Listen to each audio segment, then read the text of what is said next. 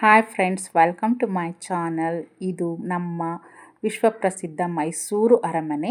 ಈ ಅರಮನೆಗೆ ನಾವು ಹೋಗುವಂತಹ ಎಂಟ್ರೆನ್ಸ್ ಇಲ್ಲೇ ಇರೋದು.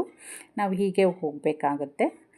ಇದು ರಾಜಸಭಾಂಗಣ ಅಂತಲೂ ಕರೀತಾರೆ. ಇಲ್ಲಿ ಆಗಿನ ಕಾಲದಲ್ಲಿ ರಾಜರು ಸಭೆಯನ್ನು ಮಾಡಬೇಕಾದ್ರೆ ಈ ಹಾಲನ್ನ ಉಪಯೋಗಿಸ್ಕೊಳ್ತಾ ಇದ್ದರು. ಇದು ತುಂಬ ದೊಡ್ಡದಾಗಿದೆ. ಇದರಲ್ಲಿರೋಂಥ ಕಂಬಗಳಂತೂ ತುಂಬ ದೊಡ್ಡದಾಗಿತ್ತು. ತುಂಬ ಚೆನ್ನಾಗಿತ್ತು ನೋಡಲಿಕ್ಕೆ. ಎಷ್ಟು ಚೆನ್ನಾಗಿದೆ ಅಂತಂದರೆ ಎರಡು ಕಣ್ಣು ಸಾಲದು.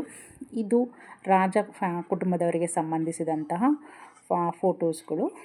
ಇದು ರಾಜನ ಮಕ್ಕಳು, ಅಣ್ಣ ತಂಗಿ, ಅಕ್ಕ ತಂಗಿ ಎಲ್ಲ ಫೋಟೋಸ್ಗಳು ಇದ್ದಾವೆ. ಅವ್ರ ಮಕ್ಕಳು, ಮೊಮ್ಮಕ್ಕಳು ಎಲ್ಲ ಫೋಟೋಸ್ಗಳು ಇಲ್ಲಿ ಅವರು ಪ್ರದರ್ಶನಕ್ಕೆ ಇಟ್ಟಿದ್ದಾರೆ.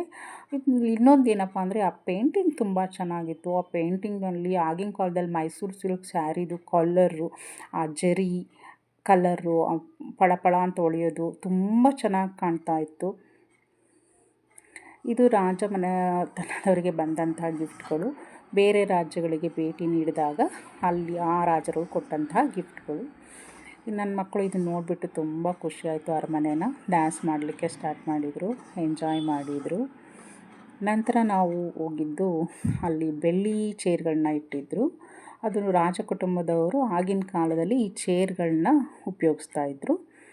ನಂತರ ಇಲ್ಲಿ ದೊಡ್ಡದೊಂದು ಬೆಳ್ಳಿ ಬಾಗಿಲಿದೆ. ನೋಡಿ, ಇದೆ ಬೆಳ್ಳಿ ಬಾಗಿಲು. ತುಂಬ ದೊಡ್ಡದಾಗಿದೆ, ತುಂಬ ಚೆನ್ನಾಗಿದೆ. ನಂತರ ನಾವು ಬಂದಿದ್ದು ಮೇಲ್ಮಹಡಿಗೆ. ಇಲ್ಲೂ ಕೂಡ ಒಂದು ದೊಡ್ಡ ಹಾಲ್ ಇದೆ. ಇದು ಕೂಡ ಸಭಾಂಗಣನೇ, ದೊಡ್ಡ ಸಭಾಂಗಣ. ಇದರಲ್ಲಿ ಏನಪ್ಪ ವಿಶೇಷ ಅಂದರೆ ಇದು ಪೇಂಟಿಂಗ್ ತುಂಬ ಚೆನ್ನಾಗಿ ಮಾಡಿದ್ದಾರೆ.